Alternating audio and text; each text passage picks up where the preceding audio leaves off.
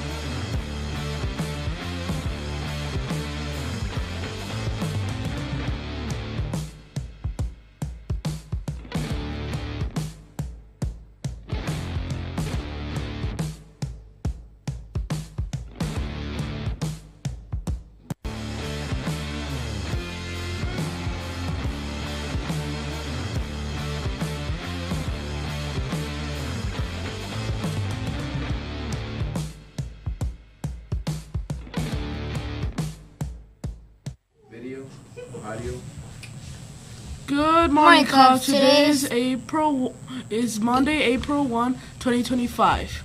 My name is Emma Guinness. And my name is Alexander Ochoa. Please stand for the Pledge of Allegiance. Today's pledge in a moment of silence.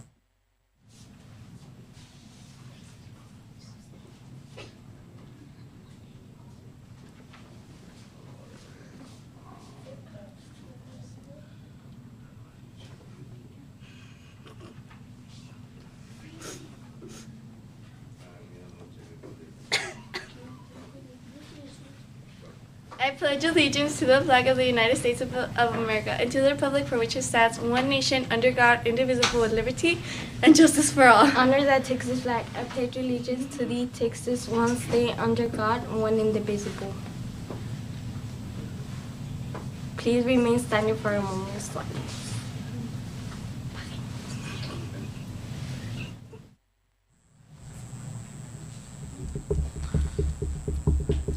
Thank you, Cubs. You may be seated. The line ways to be respectful, responsible, safe, and kind. Let's cover our coughs and sneezes, wash our hands, treat each other well, be nice to each other, not say mean things, and be there for each other. Attention, Cubs. Order your yearbook today. The deadline to order your yearbook is April 20th, 2025. So you have time to save your money. The cost is $35, and you can submit your order to Miss Soto in the principal's office. The yearbook flyers will be out this week with more information. Only 75 copies will be sold. Attention, Cubs. Lionettes dance team